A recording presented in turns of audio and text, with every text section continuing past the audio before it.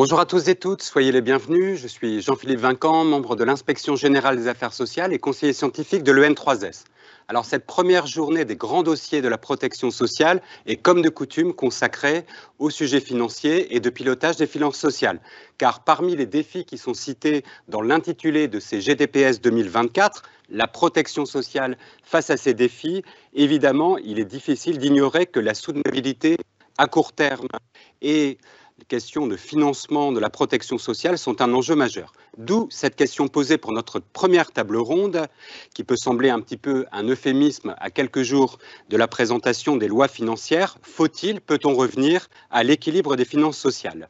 Pour présenter leurs analyses et esquisser des réponses, nous avons le plaisir d'accueillir Marisol Touraine, Dominique Libaud, François Ecal et Pierre Prébil. Je vais les présenter juste avant leurs interventions. Vous précisez que vous pouvez poser vos questions sur le fil de conversation et pour ceux qui en ont besoin, vous aurez un QR code qui va s'afficher en fin de séquence pour avoir une attestation de présence au titre de la formation continue. Alors, rentrons au vif du sujet et je me tourne d'abord vers Dominique Libaud, qui est président du Haut Conseil du financement de la protection sociale. En cette rentrée sociale, quelque temps après la mise en place d'un nouveau gouvernement, quels sont les grands enjeux vus du Haut Conseil sur ces sujets de protection sociale, d'équilibre des finances sociales et de financement? Dominique Libaud, est-ce que vous pouvez nous les résumer, nous les synthétiser?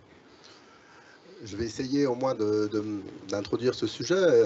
Bon, je ne surprendrai personne en disant que la situation des finances sociales est très dégradée, très mauvaise aujourd'hui dans notre pays. Et je dirais aussi, alors ça peut être un peu plus discuté, mais que c'était totalement prévisible. En tout cas, depuis un an, le Haut Conseil du financement de la protection sociale avait alerté dès le début 2024 sur le fait que le redressement des finances sociales post-Covid, on sait tous que le Covid avait plongé fort logiquement les finances sociales dans une situation dégradée due à la diminution des ressources et à la croissance des dépenses, notamment assurance maladie, mais que ce redressement qu'on avait constaté sur 2021, 2022, 2023, eh bien, s'interrompait.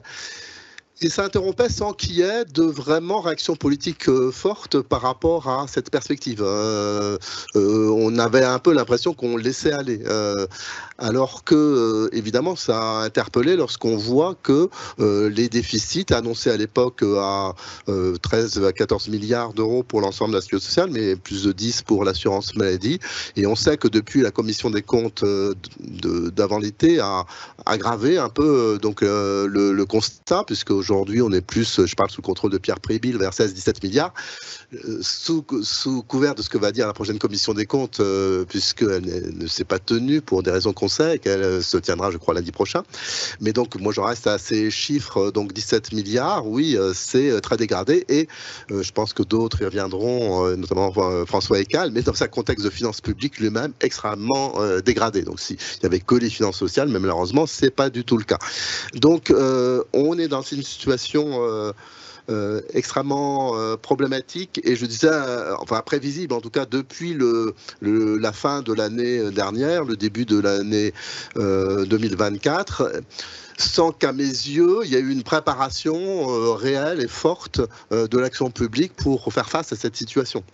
C'est ça qui, je trouve, est le plus ennuyeux. On voit donc un gouvernement, donc on sait nommer dans quelles conditions, obligé de... Enfin, malgré tout, de faire avec une très grande rapidité, faire face à cette situation. Et ça, évidemment, c'est tout à fait préoccupant. Alors, c'est préoccupant pourquoi je m'attends, bien sûr, pour l'ensemble des finances publiques de la France, parce que la dette, ça se paye notamment en taux d'intérêt qui ne sont pas nuls au jour d'aujourd'hui, et donc qui hypothèquent la possibilité de faire des dépenses plus intelligentes pour l'avenir. C'est embêtant, évidemment, pour les questions de soutenabilité du système de protection sociale, c'est-à-dire notre capacité à le transmettre aux générations futures, ce qui est une vraie question, et aussi donc les questions d'équité intergénérationnelle. Alors évidemment, une question importante, et je pense que notre table ronde, enfin, pourra peut-être essayer d'y répondre, même si c'est compliqué, c'est est-ce que c'est conjoncturel, est-ce que c'est structurel? C'est pas tout à fait les mêmes réponses. Bien sûr, il y a des éléments conjoncturels liés, je le disais, au Covid et aussi à l'inflation qui a eu un impact non nul sur l'évolution des prestations. Mais je crois pouvoir dire aussi qu'il y a une partie structurelle très forte, et notamment liée au vieillissement de la population française, qui affecte, et c'est logique, les dépenses des risques, assurance maladie, vieillesse, autonomie. Et spontanément, chaque année, nous avons une progression des dépenses qui, si on ne fait rien, si on ne touche pas aux prestations, si on ne touche pas aux recettes, est plus rapide que celle de recettes, surtout dans un contexte de croissance ralentie, comme nous le connaissons, et les économistes sont d'accord pour dire qu'il n'y a pas de perspective d'accroissement, de croissance forte dans les années à venir. Donc c'est des sujets, j'en terminerai par là, à mon sens, des sujets très structurants pour l'avenir de la sécurité sociale qui demandent une réflexion forte, et aussi parce que c'est un sujet démocratique très très fort qui demanderait un dialogue très fort avec la population française, à la fois pour faire comprendre ce qui se passe et aussi discuter des enjeux sur la possibilité de rendre plus soutenable notre système auquel les Français sont légitimement attachés. Et moi je trouve que c'est cette réflexion qui manque en grande partie, et je dirais, alors, est-ce qu'il y a eu une grosse réflexion finance publique? Le débat peut exister, François Héckel dira son opinion, mais en tout cas, il n'y a pas eu de prise en charge d'un sujet finance sociale. Moi, c'est ça qui m'inquiète et sur lequel voilà, je lance un petit appel, si j'ose dire. Si on a mis le titre « Faut-il, peut-on revenir à l'équilibre des finances sociales », c'est que dans notre construction des finances publiques, il y avait l'idée que l'État peut éventuellement admettre une certaine dette parce qu'il y a des investissements pour l'avenir et porte un certain nombre de choses, etc. Mais que du côté de la redistribution des finances sociales, logiquement, la logique, c'est plutôt l'équilibre. Et c'est ça qui fonde le fait qu'il y ait deux lois financières en France, la loi de finances de l'État et la loi de financement de la sécurité sociale. C'est notre construction, telle qu'on l'a voulu, et donc c'est un vrai enjeu de savoir si on se donne comme objectif de revenir à l'équilibre des finances sociales, pas seulement d'améliorer les finances publiques, mais de dire il y a un sous-ensemble qui est les finances sociales et qui est d'ailleurs le plus important des finances publiques, et on se donne cet objectif-là. Et c'est ça que j'entends très peu dans les débats publics au jour d'aujourd'hui et que je trouve préoccupant parce que je pense qu'on ne pense pas assez ce sujet des finances sociales en tant que tel. Merci beaucoup Dominique Libault. Vous tendez une perche, vous faites une transition avec notre grand témoin pour cette table ronde, Marisol Touraine. Madame la Ministre, merci beaucoup de nous faire l'honneur de votre présence. Vous êtes actuellement présidente d'United, mais c'est aussi au titre de vos fonctions passées de ministre de la Santé et des Solidarités, où vous avez porté de nombreuses lois de financement de la sécurité sociale, que votre regard nous intéresse sur ces débats qui ont lieu depuis plusieurs mois en France et sur la situation présente qui est effectivement un tableau brossé comme étant très dégradé. Et donc voilà, selon vous, dans cette situation assez compliquée, quels doivent être un peu les grands principes, la boussole sur ces questions? Merci Jean-Philippe Vinquant, je suis tout à fait heureuse d'être parmi vous aujourd'hui et je voudrais répondre de façon très lapidaire. Faut-il revenir à l'équilibre des finances sociales? Sans aucun doute, oui. Le peut-on? Sans aucun doute, oui, puisque je l'ai fait. Et lorsque je suis arrivée aux responsabilités en 2012, il y avait un déficit de la sécurité sociale qui était proche de 20 milliards. Et lorsque j'ai quitté mes fonctions, la sécurité sociale était à l'équilibre, avec une différence selon les branches, puisque l'assurance maladie restait en léger déficit. Donc ça veut dire que c'est possible. Pas nécessairement de la même manière, la situation a évolué, mais c'est possible. Est-ce qu'il faut le faire? Moi, je partage assez largement l'analyse de Dominique Libault, et je dois dire que il le faut parce que c'est un enjeu de lisibilité, de crédibilité et de soutenabilité. Si nous voulons que les Français aient confiance dans la sécurité sociale, alors nous avons besoin de leur garantir, de leur apporter la garantie que lorsqu'ils auront besoin, à un moment ou l'autre de leur vie de pouvoir compter sur la solidarité nationale, ils pourront sans aucun doute, c'est-à-dire sans doute aucun, compter sur cette solidarité. Si aujourd'hui quelqu'un de 35 ans se dit mais moi lorsque j'aurai 65 ou 70 ans je n'aurai pas de retraite parce que tout ça aura disparu, eh bien c'est le consentement même à la contribution sociale qui à un moment ou l'autre se retrouvera remise en question. Et donc pour moi il y a là un enjeu démocratique, il y a un enjeu de confiance et de pacte républicain. J'ai toujours considéré que le pacte social était une composante essentielle, décisive de notre pacte républicain, et la France sans la sécurité sociale, ça n'est plus tout à fait la France, en tout cas plus celle que nous avons connue, mais en tout cas pas celle, je crois, à laquelle sont attachés les Français, nos concitoyens de façon générale. Donc c'est la raison pour laquelle je crois que nous devons sans aucun doute évidemment lutter contre la fraude, même si ça ne résout pas le problème des finances de façon massive, mais la fraude, c'est un enjeu par rapport à ce pacte social et à ce pacte démocratique. Donc nous avons là une exigence. De ce point de vue, est-ce qu'on peut le faire? L'expérience que nous avons vécue entre 2012 et 2017 montre que c'est possible, mais qu'un certain nombre de conditions doivent être remplies. De ce point de vue-là, il ne faut pas se cacher le fait que la stabilité politique est un atout. Et la légitimité politique est un atout. La stabilité, moi je considère avoir eu la chance pour mener à bien les missions qu'on m'avait confiées d'être aux responsabilités pendant 5 ans. Ça donne de la visibilité. Évidemment, on ne le sait jamais au départ, mais on doit se projeter. Aujourd'hui, le quinquennat est déjà entamé et donc on sait que le temps est compté. Donc la question de la légitimité existe, il n'empêche, je considère qu'on doit pouvoir marquer un cap, afficher des priorités et afficher aussi ce que on appelle des lignes rouges. Alors comme en ce moment le mot revient beaucoup dans le débat, je préfère au fond ne pas l'utiliser, mais dire simplement on affiche des priorités, on affiche des convictions. En ce qui me concerne, puisque je ne veux pas donner des leçons, surtout pas à Pierre Bribil, qui a beaucoup de travail, beaucoup de pain sur la planche et qui est un professionnel tout à fait exceptionnel et remarquable. Donc je me garderai bien de lui donner quelques leçons que ce soit. Mais en ce qui me concerne, nous avions, ce qui s'apparente un peu à un slogan, défini l'objectif du redressement dans la justice, c'est-à-dire on assume politiquement le redressement des finances publiques et des finances sociales et on marque un certain nombre de priorités, de solidarités qui doivent être affirmées. Quand je dis qu'il faut faire du retour à l'équilibre un objectif politique, ça veut dire qu'il faut l'assumer. Et il faut que ce soit un objet posé dans le débat public. De ce point de vue-là, on ne revient pas à l'équilibre en catimini.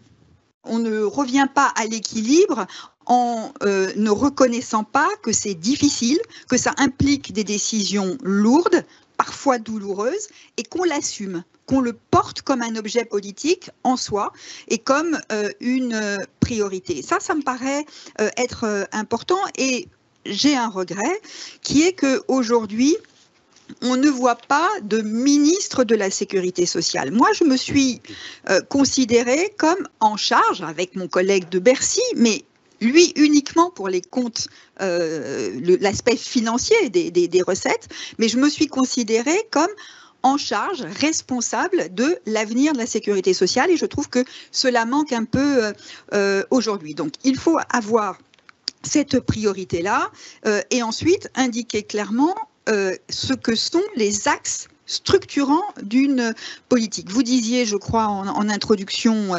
qu'il faut savoir quels sont les éléments structurels d'une politique de retour à l'équilibre. Des éléments structurels, ça veut dire effectivement qu'on ne se contente pas de recettes de poche, même si elles sont relativement importantes, qu'on ne se contente pas d'aller chercher de l'argent là où on peut en trouver, même s'il y a des moments où on est bien obligé de le faire, mais qu'on affiche des priorités. En ce qui me concerne, j'ai assumé de dire qu'il faudrait travailler plus longtemps. J'ai fait une réforme des retraites. qui n'a pas jeté grand monde dans la rue, ce qui prouve que c'est possible. Et pourtant, on travaille aujourd'hui plus longtemps du fait de la réforme que j'ai portée. Simplement, le redressement dans la justice, des mesures de solidarité ont été prises en direction des carrières longues, des femmes et de ceux qui avaient occupé des métiers, enfin pas des métiers, des fonctions pénibles. Ça n'est pas la même chose que des métiers pénibles. Pour l'assurance maladie, la question de la consommation excessive de médicaments, la manière dont on assumait cette question-là a été clairement un élément de redressement. La structuration du système de santé autour de ce qu'on a appelé à l'époque et qu'on appelle toujours d'ailleurs le virage ambulatoire a été un élément structurant qui devait permettre non seulement d'améliorer le système de soins, mais aussi de faire des économies avec des impératifs que j'avais fixés, ne pas baisser les remboursements aux assurés, car il me semblait qu'il y avait là un élément important, et en 5 ans, le reste à charge en matière d'assurance maladie a baissé dans notre pays, alors même que nous avons fait des économies. Donc, ça veut bien dire qu'il y avait là une priorité. Et voilà, donc je ne veux pas rentrer trop loin ou trop précisément dans les détails, mais il me semble que si on veut réussir, on a besoin de se donner du temps. On a besoin d'inscrire l'effort dans la durée et d'assumer cet effort dans la durée, de donner une lisibilité, si possible marquer les étapes du redressement, mais parce que le dolorisme n'est quand même pas, disons, une ligne politique totalement convaincante ou mobilisatrice, il faut aussi donner à voir les éléments positifs qui accompagnent cette démarche, quels sont les priorités que l'on se fixe, les objectifs que l'on se fixe et pourquoi est-ce qu'on engage ce travail-là. Car je crois qu'aucune politique ne peut se réduire au rétablissement des comptes. C'est ça la grande différence. Il faut rétablir les comptes, mais on ne le fait pas comme l'objectif ultime. On le fait pour pouvoir mettre en œuvre des politiques positives en faveur de nos concitoyens. Merci Madame la Ministre. Peut-être juste vous poser une question.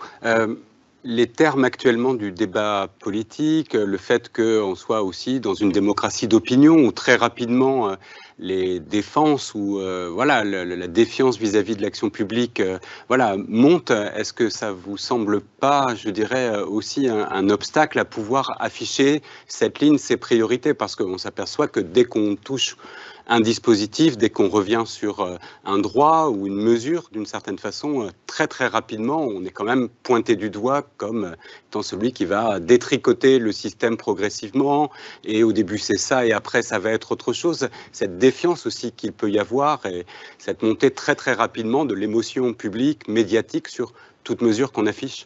Mais ça n'est pas nouveau. Ça n'est pas nouveau. Les moyens qui sont à disposition de ceux qui critiquent ou contestent des mesures sont sans doute, eux, plus réactifs avec les plateformes numériques, les réseaux sociaux, etc., mais qui existaient il y a quand même déjà 10 ans. Et avant, c'était d'autres mécanismes. Ça veut simplement dire, parce que là, on ne parle que des finances sociales, des finances publiques. Mais évidemment, c'est pour ça que j'ai pris soin de dire, ça ne peut pas être l'objectif ultime et unique. Évidemment, tout cela doit se faire dans la concertation, le dialogue, et avec autant de participation des acteurs concernés que possible. Alors la difficulté aujourd'hui, c'est que tout cela se fait dans un calendrier terriblement resserré, avec un gouvernement qui n'est pas très ancien, qui vient d'arriver aux responsabilités, et des textes de loi qui doivent, eux, être votés très rapidement. Mais au fond, il faudrait, me semble-t-il, découpler le processus juridique du vote de la loi, ou maintenant du PLFSS, de l'engagement d'un travail de concertation, de participation qui, lui, doit en tout état de cause se faire. Car, et ça c'est le rôle des ministres d'une certaine façon, que pouvoir engager un dialogue politique avec l'ensemble des acteurs, puisque des contestations et des critiques, il y en a toujours. Il faut essayer de faire en sorte de retenir celles qui sont fondées pour ne pas retenir celles qui le sont moins. Gérer l'urgence et donner aussi de la visibilité à moyen terme. Alors je me tourne maintenant vers François Écale. François Écale, vous êtes ancien haut fonctionnaire du ministère de l'économie et des finances, ancien magistrat à la Cour des comptes, et vous êtes aussi le fondateur de FIPECO, un site indépendant qui scrute, qui examine les sujets de finances publiques, de politique publique dans notre pays, mais aussi avec la volonté d'avoir une vision comparative et de regarder ce que font les autres pays, quelle est leur situation. Alors qu'est-ce que vous pouvez nous dire, voilà, quel est votre regard sur la situation actuelle de la France comparée peut-être à d'autres pays en matière de dépenses publiques, de déséquilibre, déficit et de dette? Et peut-être vous posez la question de façon très ramassée, est-ce qu'il y a un mal français, une spécificité française par rapport à ces sujets effectivement de grands choix publics et derrière de définition d'une trajectoire de finances publiques et de politique publique qui l'accompagne? Bonjour et merci d'abord de m'avoir invité à cette table ronde. Donc pour répondre à vos questions, je vais d'abord dans un premier temps replacer les finances sociales dans un cadre plus large qui est celui des finances publiques et ensuite apporter quelques éclairages sur cette question de l'efficience des dépenses sociales. J'ai un prisme d'analyse des finances sociales qui n'est pas exactement le même, celui qu'on a l'habitude ici, qui est en fait celui des observateurs internationaux. Pour les observateurs internationaux, la seule chose qui compte, c'est le déficit public et la dette publique de l'ensemble des administrations publiques, c'est-à-dire l'État, les collectivités locales, tous les organismes publics contrôlés par État ou collectivités locales ayant un financement surtout par des impôts ou des dotations, et les administrations de sécurité sociale, bien sûr, qui ont un champ plus large que la sécurité sociale au sens des lois de financement dans les comptes nationaux. Et pour les observateurs internationaux, la décomposition du déficit public ou de la dette publique entre les uns et les autres, elle n'a pas beaucoup de sens, parce que d'un pays à l'autre, les compétences ne sont pas du tout les mêmes, les relations financières ne sont pas du tout les mêmes, et donc finalement, la seule chose qu'ils regardent, c'est le total. Et si on regarde ce total, bon, la situation est bien connue, je dirais le problème de la France aujourd'hui, c'est de reprendre le contrôle de la dette publique. C'est-à-dire, pour les économistes, c'est arriver à la stabiliser en pourcentage du PIB, au moins au niveau actuel, éventuellement de la réduire, mais déjà la stabiliser, ça ne va pas être simple, parce que ça suppose de faire un effort très important sur le déficit public pour le réduire. Pourquoi? Pour ne pas se retrouver dans une situation tout d'un coup où les créanciers de l'État prennent peur, augmentent fortement les taux d'intérêt et où on se retrouve dans une situation de crise qui ne peut être dénouée que par la Banque Centrale Européenne, une intervention de la BCE, donc quelqu'un d'extérieur à nous. Donc on se met en situation de dépendant d'une décision qui sera prise à Francfort. Comme la Grèce, il y a une dizaine d'années. Voilà. Alors, quand on, dans le déficit public, 5,5% du PIB l'année dernière, de manière assez paradoxale, les administrations de sécurité sociale au sens de la comptabilité nationale étaient en excédent. 11 milliards d'euros d'excédent. D'où vient cet excédent? Uniquement de la CADES. Il se trouve que la CADES, ce qui est assez logique, elle porte la dette sociale, donc pour les économistes, elle est dans les administrations de sécurité sociale et elle a un excédent parce qu'elle a des ressources très importantes et très peu de charges, parce que dans les charges qui sont comptabilisées, il n'y a que les intérêts. Et donc, elle a un excédent de 18 milliards qui lui permet de rembourser progressivement la dette sociale, à condition qu'on ne lui en redonne pas de nouvelles. Donc, ce qu'il faut, c'est surtout regarder ce déficit public consolidé. J'ajouterais d'autant plus que quand on regarde dans le cas français les relations financières entre l'État et la sécurité sociale, c'est pas simple. J'avoue que quand je regarde le superbe graphique qui est annexé au projet de loi de financement dans lequel on voit tous les flux entre l'État et les caisses de sécurité sociale, je suis assez perplexe pour ne pas dire plus. Et en fait, le problème de l'équilibre des comptes sociaux, c'est qu'il dépend de ces flux sur lesquels mon voisin ici sait peut-être comment on peut les manœuvrer et ouvrir un robinet, fermer un autre robinet, mais les autres, moi, je ne sais plus. Hein, je n'y comprends plus grand-chose. Et par exemple, pour ce qui est de la réforme des retraites, moi, c'est pour ça un peu que j'ai tendance à dire, plutôt que de me lancer dans des débats, parce que le problème, c'est que ça induit des débats assez sibyllins sur du type, par exemple, quel est le bon déficit des régimes de retraite. Donc, vous voyez, dans la presse, on dit, bon, il y a le déficit officiel, je dirais, et puis il y a des gens qui vous disent, mais non, c'est 10 milliards, 20 milliards, 40 milliards, 70 milliards, enfin, on trouve un peu tout et n'importe quoi. Mais la cause, enfin, la cause fondamentale, c'est bien, en fait, quand même, la complexité de ces circuits de financement. Et donc, par exemple, dans le cas de la réforme des retraites, c'est vrai que moi, j'ai tendance à dire, le principal avantage d'un recul de l'âge de départ à la retraite, c'est d'augmenter l'emploi, les capacités de production, et donc les recettes pour l'ensemble des administrations publiques, pas seulement pour les caisses de retraite. Donc, le déficit public dans son ensemble. Bon.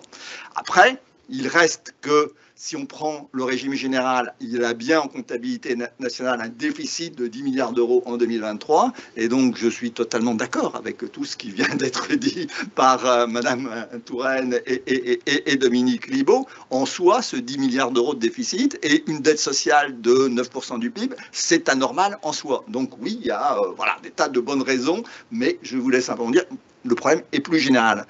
Et quand on se dit, bon, il faut réduire le déficit public, on peut espérer plus de croissance, bien sûr, c'est toujours la meilleure solution. Tous les gouvernements l'ont espéré, mais ils ont été assez déçus, en général. On peut augmenter les prélèvements obligatoires. On ne sait pas jusqu'à où on peut les augmenter. J'ai tendance à dire qu'ils peuvent difficilement être beaucoup plus élevés que chez nos voisins et concurrents. Et on est quand même sur le podium pour le moment. Donc on a des marges sûrement, mais pas beaucoup. Donc il reste les dépenses. Sur les dépenses publiques, globalement, on est les premiers de l'OCDE en dépenses publiques rapportées au produit intérieur brut. Sur la partie seulement sociale de ces dépenses, on est aussi les premiers. Donc, on a des dépenses publiques très élevées. Et quand après, on décompose par grandes fonctions, les retraites, la santé, le logement, la famille, le chômage, on n'est pas forcément toujours les premiers, mais on est sur le podium ou au pied du podium. Alors, est-ce qu'on en a pour notre argent, si je peux utiliser cette expression? Est-ce que les résultats sont à la hauteur des moyens qu'on met? L'analyse est quand même très différente suivant les différentes catégories de dépenses. Dans le cas des retraites, avec à peu près 14% du PIB de dépenses de retraite, on est dans les premiers avec les Italiens. Ça reste vrai d'ailleurs, même si on rajoute dans les autres pays les pensions qui sont financées par des fonds de pension, par des régimes privés qualitatifs. Bon, le classement n'est pas fondamentalement changé, les écarts sont plus faibles, mais le classement n'est pas fondamentalement changé. En face, on a des retraités qui ont un très bon niveau de vie, rapporté au reste à la moyenne de la population. On est les seuls, je crois, dans les grands pays avec les Italiens, dans lesquels les retraités ont un niveau de vie à peu près égal à celui de la moyenne de la population. On a un taux de pauvreté des retraités qui est relativement faible, en tout cas plus faible que dans les autres pays. Donc, on a des résultats clairs. Donc le problème, il n'est pas tellement, dans le cas des retraites, pour moi, de l'efficience de ces dépenses. Le problème, c'est jusqu'à où peut-on améliorer la situation des retraités en prélevant sur les actifs. Bon, il y a un moment où il faut peut-être s'arrêter et se poser des questions. En tout cas, le problème se pose comme ça. Jusqu'à quel niveau de dépenses peut-on aller? Parce que ces dépenses, elles répondent à un besoin, c'est clair. Pour ce qui est de l'assurance maladie de la santé, alors là, c'est totalement différent. Alors là, on est avec, on peut prendre le montant des dépenses financées par des régimes d'assurance obligatoires, publics, etc. C'est à peu près 10 points de PIB en France. On est les troisièmes de l'OCDE. Les Américains sont assez loin devant. Il y a les Allemands devant. On est sur le podium. Il y a beaucoup d'indicateurs de résultats du système de santé, espérance de vie sans incapacité, mortalité évitable, etc. On est plutôt dans les bons Donc on est plutôt dans les bons pays, on est au-dessus de la moyenne, on n'est pas non plus toujours sur le podium. Voilà. Donc, et comme par ailleurs, on voit bien dans les multiples rapports, études, des inspections de la Cour des comptes universitaires qui montrent qu'il y a quand même des dysfonctionnements un peu partout dans le système. Il y a des problèmes d'organisation, de coordination, de répartition des ressources, de transparence de l'information. On ne sait pas, on n'a jamais, les économistes d'ailleurs sont un peu responsables, on n'a jamais trouvé le bon moyen, la méthode optimale pour tarifer les biens et services médicaux, entre des systèmes de type tarification à l'acte ou à l'activité et des systèmes plus forfaitaires. On ne sait pas très bien, voilà, on hésite, ça a des avantages et inconvénients, on n'a pas trouvé la formule miracle. Donc il y a manifestement beaucoup de choses à faire en matière de santé pour, je dirais, avoir les mêmes résultats avec autant ou un peu moins de moyens. Voilà, donc sur ces quelques éclairages. Merci beaucoup, mais peut-être juste prolonger un instant. Est-ce qu'il y a des pays qui ont mis en place des politiques déterminées de moyen terme qui permettent de bonifier ces dépenses publiques, notamment vous parliez des dépenses d'assurance maladie. L'OCDE avait fait même un rapport sur l'optimisation de la dépense de santé. Il disait que les mesures qui produisaient le plus vite leurs effets, c'était les mesures de prix ou de réduction effectivement de l'offre ou des offreurs, et tout ce qui était réflexion sur l'organisation des soins, la coordination des soins, la prévention, les parcours, ça met beaucoup plus de temps à produire des économies. Et quand on est dans des sujets d'ajustement à court terme, ça peut poser des difficultés. Il est clair que le sujet des retraites est, je dirais, conceptuellement beaucoup plus simple que celui du système de santé. Retraite, bon, vous êtes d'accord ou pas d'accord sur l'impact d'un relèvement de l'âge sur l'emploi, etc. Mais enfin, vous avez, voilà, il y a 2 ou 3 paramètres sur lesquels, je caricature un peu, sur lesquels on peut jouer et on voit bien ce qu'on peut en dire. Le système de santé, c'est vrai que c'est compliqué. Les paramètres, vous avez les taux de remboursement. On connaît bien le résultat en France. Voilà, si on augmente, on en reparle, les franchises, les tickets modérateurs, etc. Bon, malgré le dispositif ALD, etc. Mais ça conduirait à faire ce qu'on fait dans les autres pays. Hein. On a le taux de reste à charge le plus faible des pays de l'OCDE. Après, ça pèse. Bon, moi, je suis un grand fervent partisan du bouclier sanitaire, donc je peux vous en parler pendant très longtemps. Voilà. Donc, il y a ce genre de solution. Mais après, pour ce qui est de l'organisation du système de soins, c'est vrai qu'il y a des tas de rapports de l'OCDE qui montrent que, oui, on a essayé d'autres choses.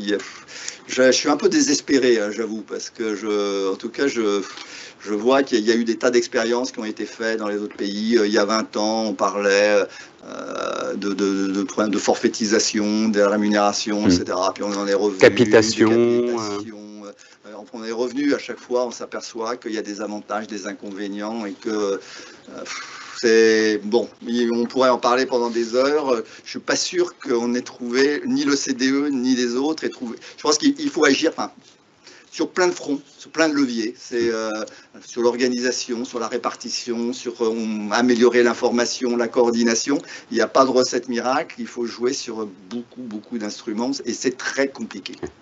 Pas de baguette magique, a dit le nouveau Premier ministre. Alors, Pierre Pribille, vous êtes ancien conseiller du Premier ministre, ancien secrétaire général des ministères sociaux, ancien directeur général d'Agence régionale de santé, mais c'est bien sûr en tant que directeur de la sécurité sociale que nous souhaitons vous entendre aujourd'hui. Il y a beaucoup d'inscrits qui attendent chaque année la venue du directeur de la sécurité sociale ou de la directrice pour présenter un petit peu les perspectives. Alors là, c'est compliqué pour vous cette année puisque le PLFSS va être présenté jeudi et même en vous mettant sur le grill, on n'aura pas, je pense, beaucoup d'indications précises. Mais est-ce que vous pouvez nous donner peut-être un peu le regard de la grande administration du social, des ministères sociaux, mais travaillons aussi pour les comptes publics, la direction de la sécurité sociale, sur la situation actuelle, sa singularité et le niveau d'inquiétude ou d'alerte qu'on a par rapport au déficit et par rapport à la dette publique.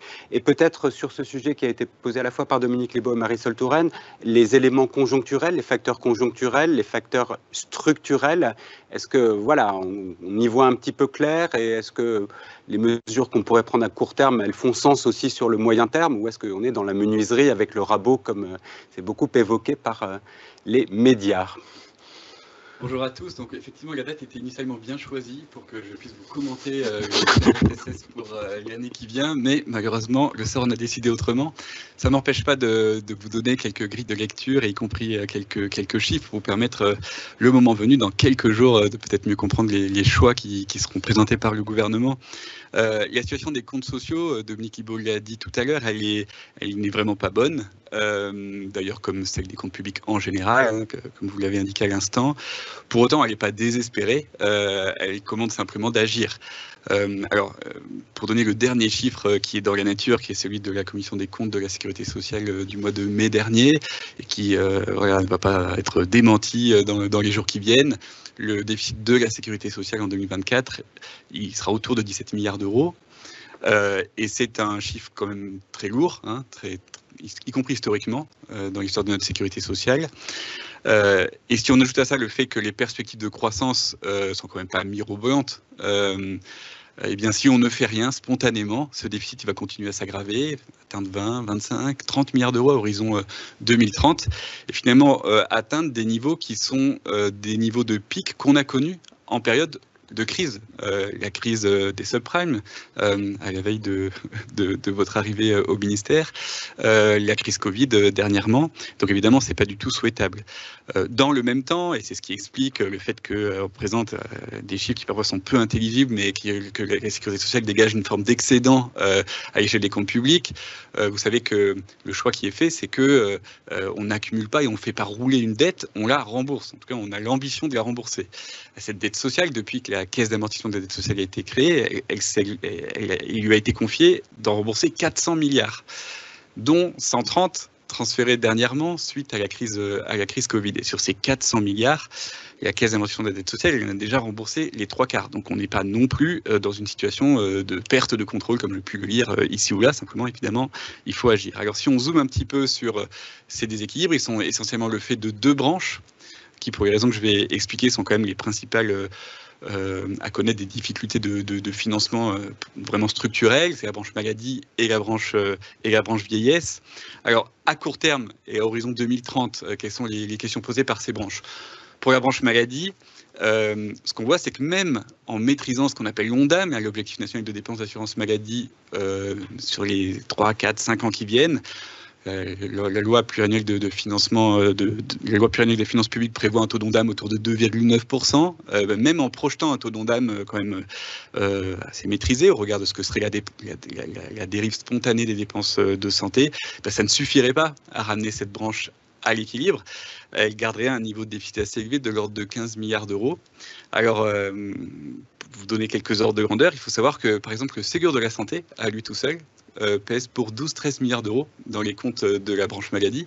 C'est un cas d'école quand même, puisque c'est un cas d'ailleurs assez intéressant, puisque c'est une dépense publique, je pense, plébiscitée par nos concitoyens. Je pense que personne ne vous dirait que cet argent était mis en l'air et qu'il n'était pas important de revaloriser, par exemple, la rémunération des professionnels de l'hôpital. Pour autant, la question de son financement n'a jamais été posée et reste presque un peu aujourd'hui tabou. Et donc c'est un cas intéressant des difficultés qu'on peut avoir à piloter des finances sociales.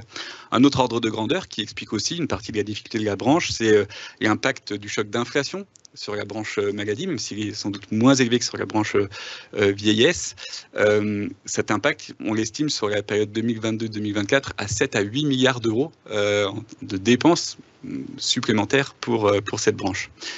Du côté de la branche vieillesse, quand on regarde un peu plus finement, on a là aussi un déficit qui aurait tendance à atteindre la quinzaine de milliards d'euros à horizon 2030. Alors quand on regarde de plus près, on voit que la moitié de ce déficit à horizon 2030, c'est une seule caisse, c'est la CNRACL, la caisse des agents des collectivités locales et des agents hospitaliers. Bon, en soi, ça pose une petite question. Et puis, alors après, on peut aussi se désespérer de voir ces chiffres en se disant qu'on sort d'une réforme des retraites, elle est même toujours vivement contestée. Alors, ça n'est pas que cette réforme n'ait pas d'impact sur notre système de retraite, simplement, la situation serait 2 fois pire si cette réforme n'avait pas été adoptée. Et s'agissant du choc d'inflation sur cette branche, il a un impact assez massif, puisque rien que la revalorisation de 5% des retraites décidée au 1er janvier dernier, ça représente à elle seule une quinzaine de milliards d'euros de dépenses publiques supplémentaires. Donc vous voyez que les équilibres sont quand même difficiles à maintenir dans un tel contexte. Alors sur le fond et à plus long terme, quels sont les vents contraires? Ils sont très nombreux et je pense qu'ils ont déjà été partagés. Le premier vent contraire à l'équilibre de nos comptes sociaux, c'est celui de la démographie, du vieillissement de la population qui impacte à la fois d'ailleurs la branche vieillesse et la branche maladie. Il impacte aussi de manière un peu plus discrète une branche, la nouvelle branche, la branche autonomie, puisque spontanément, elle n'est pas forcément en déficit, dès lors qu'on ne développe pas l'offre à due concurrence de ce que sont les besoins. Mais au fond, c'est une forme de déficit caché que pour une branche de la Sécu de ne pas être capable d'honorer l'évolution des besoins auxquels la branche est censée faire face. Il y a des raisons épidémiologiques aussi, l'essor des maladies chroniques, contre lesquelles on peut lutter avec des politiques de prévention bien organisées, mais qui, elles, génèrent aussi une dynamique de dépenses forte pour la branche maladie. Et puis, il n'y a pas que des mauvaises nouvelles. D'ailleurs, le vieillissement des populations en soi n'est pas une mauvaise nouvelle. Il y a aussi le progrès médical, qui lui aussi a un coût. Lui-même, d'ailleurs, générant des malades chroniques, puisqu'il vaut mieux être malade chronique que décéder d'une maladie dont on n'est pas guéri. Donc, ce progrès médical lui-même tire vers le haut nos dépenses de santé. Parmi les vents contraires, il y a aussi les crises. On a quand même vécu à 10 ans d'intervalle 2 énormes crises qui ont mis en grande difficulté nos comptes sociaux. Et donc, il faut se dire que rétablir les comptes, c'est aussi se mettre en situation de mieux affronter la prochaine. Voilà, il ne faut pas se dire que les crises, c'est fini pour l'éternité, il y en aura d'autres. Et donc, c'est aussi une des bonnes raisons d'assainir nos comptes sociaux.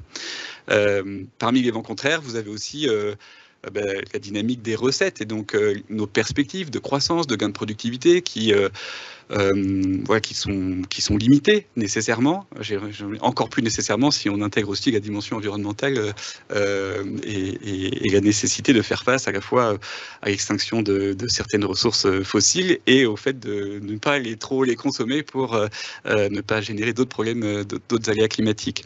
Et puis le dernier vent contraire, mais je vous l'avais mentionné, Madame la Ministre, c'est quand même aussi cette érosion qu'on peut sentir parfois de la confiance à l'égard de notre système de protection sociale et de la capacité à se financer.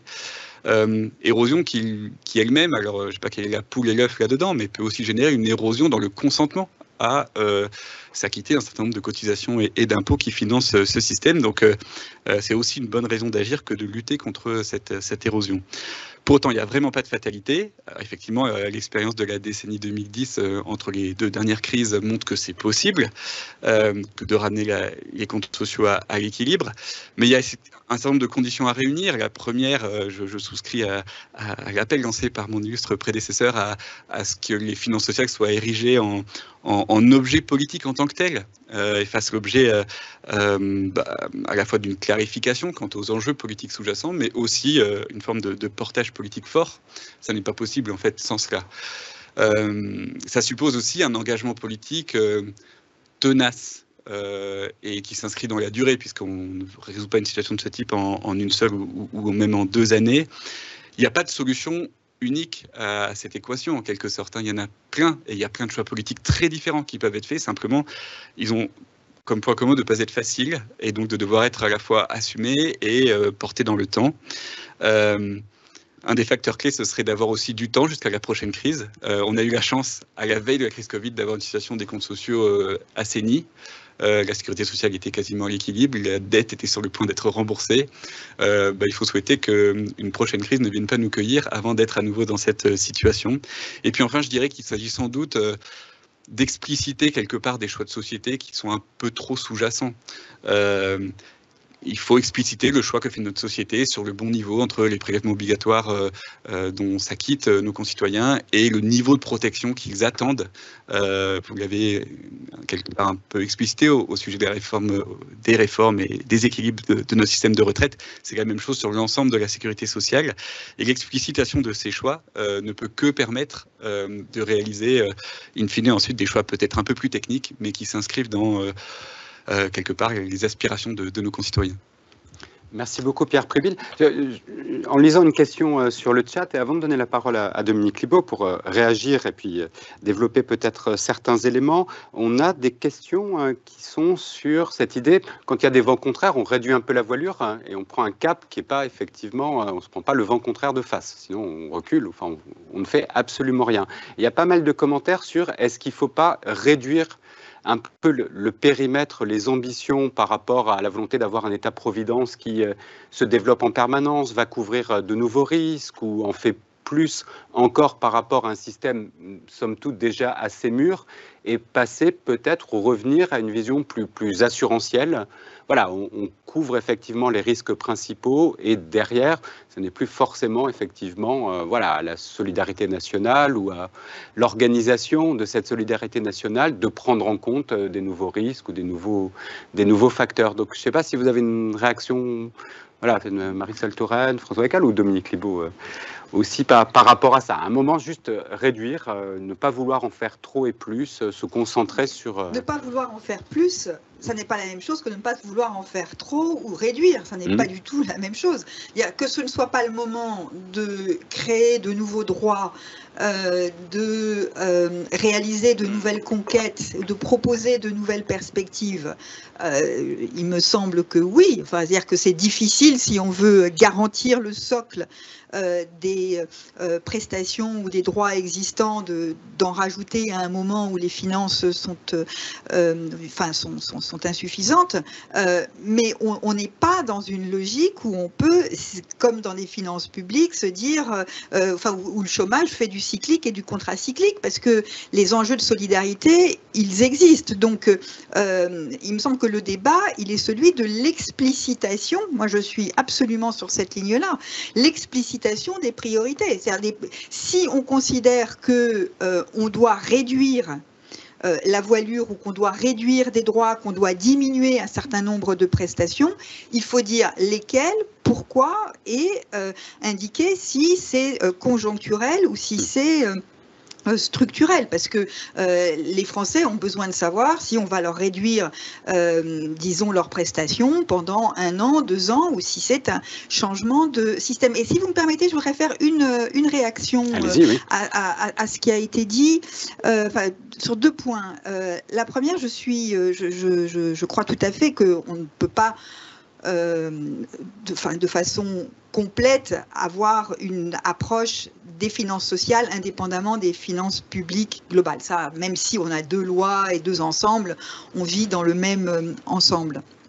Et de ce point de vue-là, le fait que nous sachions que la croissance est un peu à la peine dans notre pays doit nous amener à nous interroger, ce qui ne relève pas des finances sociales, mais sur ce qui peut permettre de relancer la croissance. C'est-à-dire que toutes les dépenses d'éducation, d'enseignement supérieur, de recherche qui viennent alimenter la revalorisation ou viennent améliorer les compétences et la capacité de travail de nos concitoyens me semble devoir être privilégiée dans la perspective même des finances sociales, puisque c'est la croissance qui doit aussi permettre l'amélioration de la situation des finances sociales. La deuxième remarque que je voulais faire, c'est que indépendamment de la question des finances et de l'équilibre de la sécurité sociale, notre assurance maladie, notre système de santé est confronté à des transformations structurelles.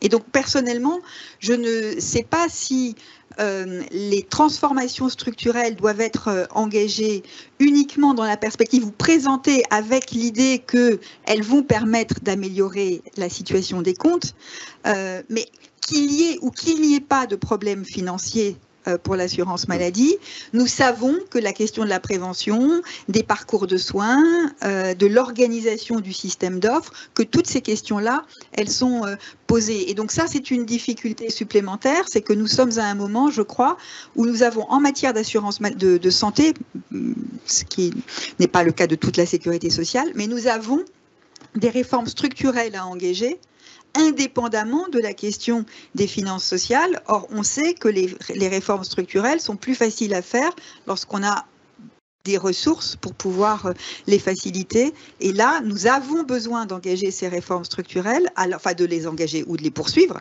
parce que beaucoup ont déjà été engagés, à un moment où il n'y a pas beaucoup d'argent pour pouvoir investir pour les porter. Merci beaucoup. Alors, peut-être Dominique Libault et François Eckel, je précise que nous avons une journée qui va être consacrée au sujet assurance maladie santé et une aussi au défi démographique, notamment du vieillissement, qui sera jeudi. Dominique Libault. Oui, je voudrais revenir sur 3 sujets très rapides.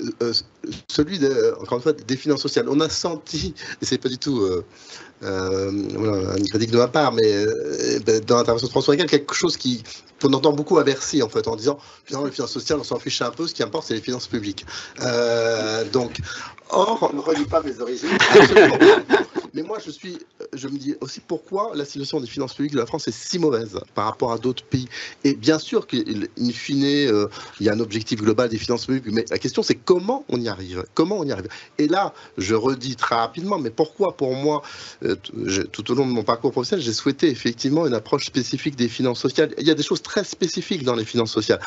Évidemment, c'est des finances de redistribution, c'est-à-dire qui touchent directement le pouvoir d'achat des gens, c'est des arbitrages entre effectivement actifs, retraités, entre le niveau de solvabilisation de biens de santé, alors que du côté État, je fais un peu rapide, mais c'est plutôt des arbitrages, comment je finance des services collectifs de la nation, et c'est tout à fait légitime, mais c'est pas tout à fait le même sujet, quoi. Et notamment la façon d'en parler et d'embarquer les personnes, nos concitoyens, c'est pas tout à fait la même chose quand c'est effectivement directement des sujets et qui touchent énormément, bien sûr, aussi au sujet d'équité, d'inégalité.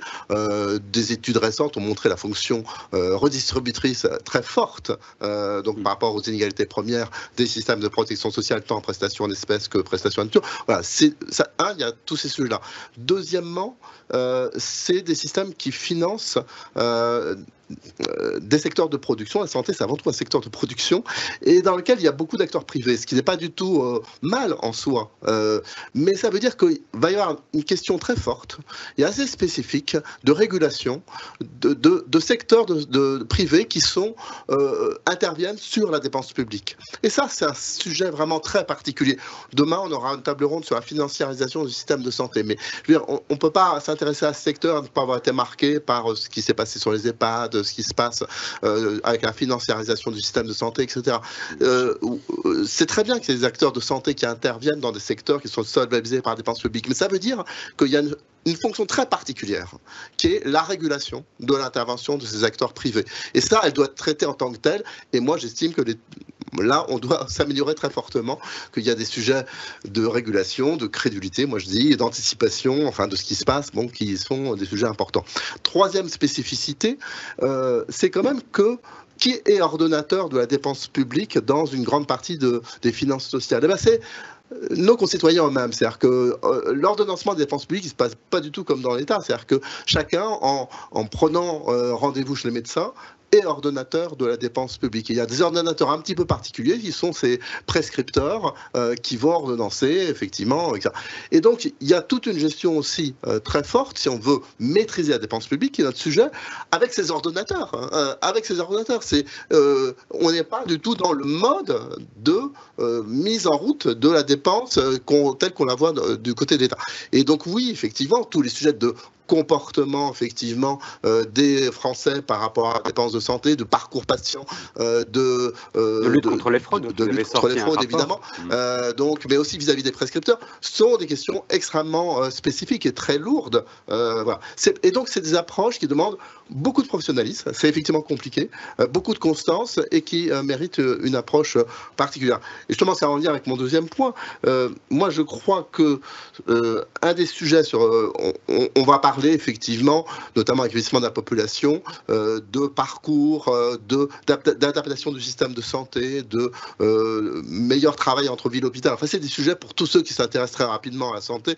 Enfin, je pense que Madame Amis ne me démentira pas. Ce sont des sujets absolument fondamentaux, à la fois pour le bien-être des gens, mais aussi pour éviter des dépenses inutiles. Et ça, c'est des sujets qui sont dans le moyen terme, qui demandent beaucoup de cohérence, beaucoup de construction. Et l'approche court-termiste est problématique. Dernier sujet sur ce court-termisme, c'est vrai que vous le savez, j'avais remis un rapport grand âge d'autonomie et c'est vrai que je reste très préoccupé par l'arrivée d'une population de plus de 85 ans très nombreuse à partir de 2030, que c'est maintenant qu'on devra agir pour éviter, limiter les coûts liés à ce vieillissement et aussi améliorer le bien-être de ces personnes et par notamment la prévention de la perte d'autonomie.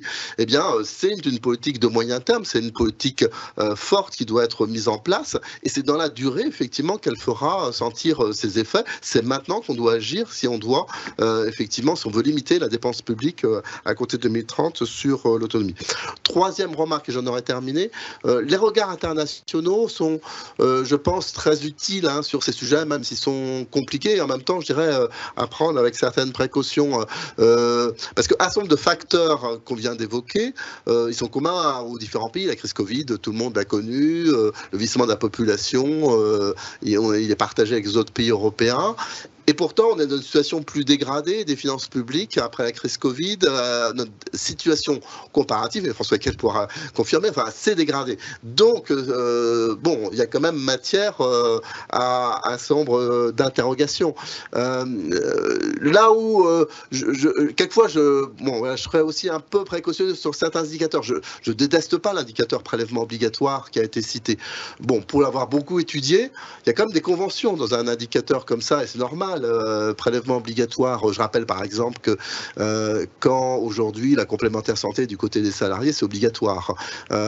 Donc économiquement pour l'entreprise, par exemple si demain on dérembourse du côté des régimes de base, on dit je fais une économie, mais ça se reporte automatiquement sur les complémentaires santé, donc avec une augmentation inéluctable des cotisations de leur côté. Est-ce que c'est considéré comme un prélèvement obligatoire? Non. En convention, non, parce que ce n'est pas des administrations publiques. Et donc, alors que économiquement, pour les gens, ce qu'ils vont ressentir, c'est exactement comme une augmentation de prélèvement. Bon, donc, voilà. Je rappelle aussi que du côté, j'ai beaucoup étudié la comparaison France-Allemagne. On a effectivement, par exemple, beaucoup plus de prélèvements obligatoires, et je ne le nie absolument pas, mais par exemple, dans l'écart de 4 points qu'on a sur la retraite vis-à-vis des Allemands, il y a sans doute un point, c'était l'analyse de la Banque de France notamment, mais je partage, sur le fait qu'un certain nombre d'Allemands ont le choix de ne pas être dans des régimes obligatoires de retraite. C'est le cas des salariés de secteur de 10% des salariés les plus riches, et puis c'est le cas aussi de beaucoup de travailleurs indépendants. Et donc ça influe sur le sujet prélèvement obligatoire, alors que la retraite, c'est un sujet obligatoire pour les uns et pour les autres. Donc quelquefois, voilà, faut faire un petit peu attention. On a des données au CDE aussi qui nous permettent de voir quelles sont les dépenses protection sociale privée. C'est utile de regarder tout ça pour avoir des données tout à fait intéressantes. Mais ça, encore une fois, ça n'empêche pas de tout l'intérêt des comparaisons internationales et notamment donc du côté du HFIPS, on a fait une comparaison sur les dépenses santé France-Allemagne et que je trouve tout à fait intéressante. Merci Dominique Libaud. François Heckel sur juste pour prolongement peut-être. Pour rebondir sur la question, oui, enfin en effet, l'Agirc Arrco est une administration publique parce que c'est une complémentaire bien privée en fait, partenaires sociaux, parce que vous n'avez pas le choix de cotiser ou de ne pas cotiser à l'Agirc Arrco. C'est obligatoire. Donc c'est un prélèvement obligatoire et parce que c'est un prélèvement obligatoire, c'est une administration publique. Dans le cas des complémentaires santé, au moins au niveau de l'entreprise ou de la branche, il y a un choix. Il y a plusieurs mutuelles. Après, quand vous êtes salarié d'entreprise, vous n'avez plus de choix. Mais au moins au niveau à un certain niveau, il y a un choix et il y a plusieurs mutuelles. Voilà, il y a plusieurs complémentaires. Mais il y a la loi Sapin de 2013 qui oblige l'entreprise à la fournir. Oui. Elle peut ne pas le faire et elle s'expose à une sanction. Oui, mais en matière d'assurance automobile, vous êtes obligé de vous assurer aussi. Mais vous avez le choix de votre assureur, vous avez un certain choix de la couverture et donc nulle part ça n'est considéré comme des prélèvements obligatoires dans les autres pays. Et c'est vrai, donc ça fait que dans les pays où, par exemple, l'assurance retraite complémentaire, c'est un deuxième étage en capitalisation avec des fonds de pension, en général, il y a plusieurs fonds de pension. Donc, il y a un moment où l'entreprise ou la branche a un choix entre tel ou tel fonds de pension avec telle ou telle couverture. Donc, en effet, ce n'est pas des prélèvements obligatoires et donc, ce n'est pas des administrations publiques. Après, si on rajoute le montant des pensions versées par ces fonds aux pensions de retraite obligatoires, ça comble, voilà, comme le disait Dominique Libaud, ça comble un peu l'écart, voilà, mais ça ne le comble pas totalement et on retrouve le même classement. Sur la question sur les nouveaux risques, je vais rebondir dit, en disant, mais en fait, le problème se pose aussi pour les services publics. Le problème, il est que il y a partout, il y a des risques nouveaux, des besoins nouveaux, et je dis parfois, les besoins sont illimités. On aura toujours besoin d'une meilleure santé, d'un meilleur environnement, d'une meilleure sécurité, d'une meilleure éducation. Et les ressources, elles, ne sont pas illimitées. Quand j'apprenais l'économie, on me disait l'économie, c'est la science de l'allocation des ressources rares. Les ressources sont rares, et donc à un moment, il faut faire des choix. Et trop souvent en France, je dirais, on répond à l'expression d'un besoin nouveau par une dépense nouvelle ou une norme nouvelle. On répond souvent par des normes nouvelles. Et en fait, on ne fait pas de choix, on les ajoute, on suraccumule et on ne revient jamais en arrière. Donc je pense que notre problème de dépenses publiques et donc de prélèvement obligatoire, il vient quand même assez largement de là. Il y a un moment où il faut du courage politique pour faire des choix. Il y a des choses qu'on peut faire et d'autres qu'on ne peut pas faire. Ouais, on ne joue pas beaucoup avec le sécateur pour tailler dans les branches mortes et en faire plus pousser d'autres. Il y a beaucoup de questions voilà, de nos auditeurs qui souhaiteraient vous tester sur telle ou telle mesure. On parle de l'allocation sociale unique à 75% du SMIC, comme venant remplacer, j'imagine, les minima sociaux ou d'autres allocations. Il y a des personnes qui parient ou qui disent si on incite à la retraite progressive, on aura plus d'actifs cotisants et des pensions un peu plus faibles servies, mais le Conseil d'orientation des retraites dit que ça peut être assez coûteux de développer la retraite progressive, qui a des effets d'aubaine. Donc on sent une appétence pour voir s'ouvrir un vaste débat, un petit peu, peut-être comme celui qu'esquissait Marisol Touraine, de regarder, de poser les choses et d'avoir peut-être une forme je sais pas, de concertation citoyenne ou de démarche un peu, ou de revue générale où on pourrait voilà, mettre en balance aussi parfois, voilà, améliorer tel dispositif ou tel autre, etc. Je ne sais pas si vous voyez ça. Voilà, on fait des conventions citoyennes sur, voilà, sur le climat, sur l'environnement, sur même la police, je crois. Enfin, voilà, est-ce qu'une convention citoyenne sur la protection sociale pour essayer, voilà, au moins d'avoir un débat démocratique, transparent et d'amortir des choix quand ils sont durs, peut-être. Pourquoi pas, mais avec à ce moment-là à l'esprit qu'on ne peut pas faire trancher chacune des décisions, parce qu'en réalité, contrairement à la Convention citoyenne sur la fin de vie ou la Convention citoyenne sur le climat, au fond, il y a d'abord une prise de conscience d'un enjeu et voir sur un nombre de décisions finalement assez limité, si on y va, si on n'y va pas, comment on y va. Là, on est confronté sur la protection sociale à toute une addition de sujets. Et comme le disait Pierre Pribil, au fond, il n'y a pas qu'un seul modèle envisageable. Il y a plusieurs options qui sont politiquement différentes et qu'il s'agit de présenter. Ce que je crois en revanche, c'est que sur les grands secteurs, la prise de conscience des enjeux est utile. Mon expérience, qui d'ailleurs avait déjà commencé auparavant, c'est que quand on fait discuter les gens sur les grandes questions, indépendamment des mesures techniques qui viennent ensuite, alors ça provoque des débats absolument formidables et que ça permet une prise de conscience des enjeux qui est toujours utile. Quand dans les années 2000, donc bien avant que je ne sois aux responsabilités, il y a eu des discussions sur le vieillissement, l'autonomie. Il y avait dans chaque canton, quasiment, dans chaque département en tout cas, mais des centaines et des centaines de personnes qui se pressaient dans les débats pour pouvoir échanger, entendre, discuter.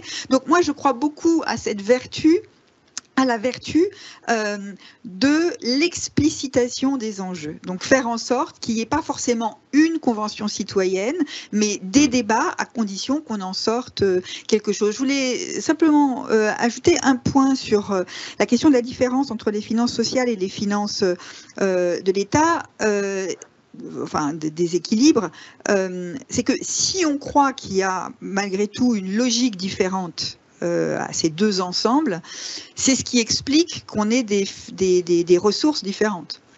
Si on pense qu'il n'y a qu'un grand tout, on peut parfaitement aller dans le sens d'un seul financement avec un impôt sur le revenu qui serait aménagé, ce qui est défendu d'ailleurs par un certain nombre de gens, avec l'idée que, après tout, ce qui sort de la poche des Français, que ce soit sous forme de cotisation sociale, de CSG ou d'impôt sur le revenu, à l'arrivée ça sort, et que les gens font des additions eux-mêmes. Moi, je le dis, je suis pour le coup très attachée à ce qu'il y ait un financement dédié de la sécurité sociale, et c'est ce qui permet d'identifier à la fois les actions de solidarité, les besoins, les limites que l'on peut consacrer à ces politiques. Et c'est pour ça que je crois que la réforme de la CSG, c'était une réforme importante, mais la CSG et les cotisations sociales doivent être, selon moi, maintenues comme telles, et non pas fusionnées dans le grand tout de l'impôt sur le revenu. Merci beaucoup, Madame la Ministre. Merci à tous les intervenants. 3 autres intervenants, et nous nous retrouvons à 16 h pour la prochaine séquence dédiée au sujet du management des entreprises et des politiques sociales. Merci beaucoup encore à tous et toutes.